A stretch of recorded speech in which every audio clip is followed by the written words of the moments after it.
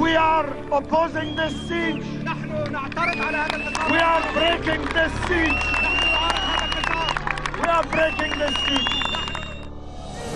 In February of 2009, 300 British volunteers set off by road across Europe and North Africa on a humanitarian mission to the Gaza Strip.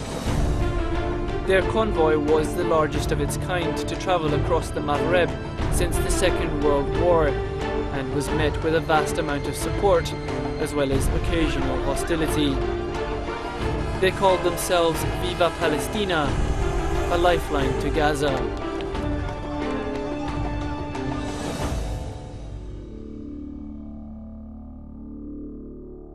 The Viva Palestina convoy had been going through a somewhat turbulent time during its passage through Tunisia. But now, as it came to the end of its second week on the road, it was approaching the border with Libya, where the government had made it clear it was backing the effort wholeheartedly. As the vehicles crossed over the international border line, they were met with a grand official reception, in a clear effort by the Libyans to extend a hand of friendship.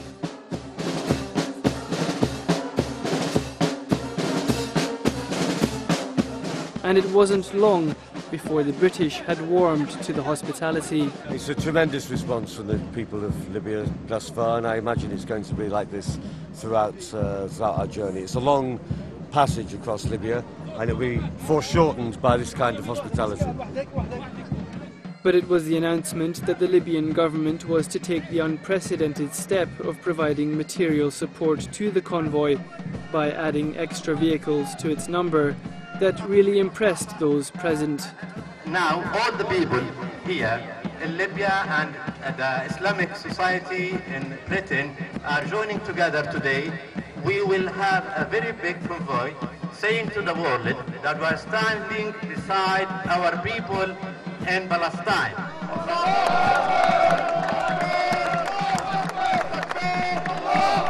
These trucks, they're just awesome. They're on a different level. Credit to the Libyans. Yeah. In total, 100 large trucks were to join the British from Libya, doubling the size of the convoy and adding over 4,000 tons of aid to its manifest. We had a critical mass when we got to Libya, because we had mass popular support and really enthusiastic government support, and genuine and practical government support, so that our convoy doubled in size, for example. By now, the consensus amongst the volunteers from Britain was that the Libyan government and the Gaddafi Foundation had really outdone themselves in their support of the mission. But in yet another pleasant surprise, Libya broke ranks with its North African neighbours over the kind of route offered to the convoy across its territory. While Morocco, Algeria and Tunisia had, for the most part, kept Viva Palestina out of the main cities, Libyan police guided the convoy straight into the heart of Tripoli, despite the traffic jams that resulted. And while security forces in previous countries had penned in the convoy and kept a very close eye on its activities, here the approach was far more liberal, with the police focusing on clearing the path ahead. We had a police escort which was very, very courteous, and which you genuinely felt was there to help us rather than for any other purpose. As Viva Palestina approached Tripoli, the Libyan people and the security forces were as one, as they cheered the ambulances, vans and trucks through their streets. Not only were the local people encouraged to come out and greet us, the authorities as well were obviously very happy to see us. It was the only country we went through where they encouraged and welcomed us to drive through the capital. Some critics described the Libyan government's approach as a public relations effort, but by adding material aid to the convoy, Libya was in fact risking strained relations with its neighbour Egypt, which had in turn been under pressure from Israel over Viva Palestina.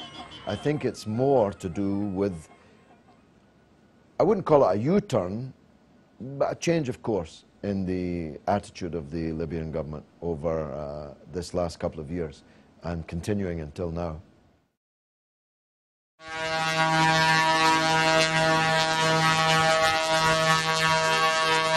One of the happier chapters of the Viva Palestina journey was coming to an end.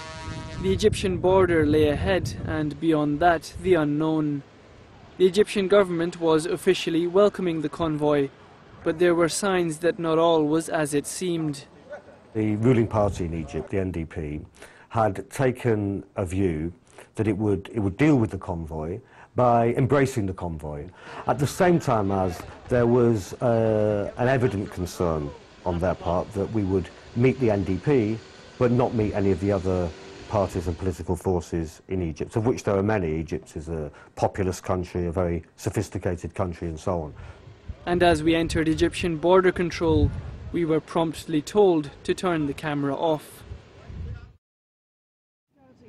Then began the most comprehensive and detailed security checks that the convoy members had experienced on their entire journey.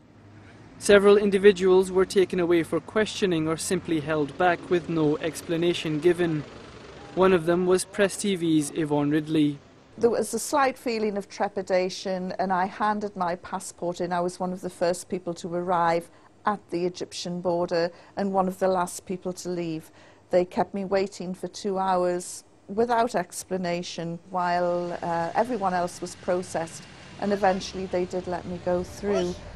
4 people didn't make it. 4 men from the northwest of England were prevented from going through.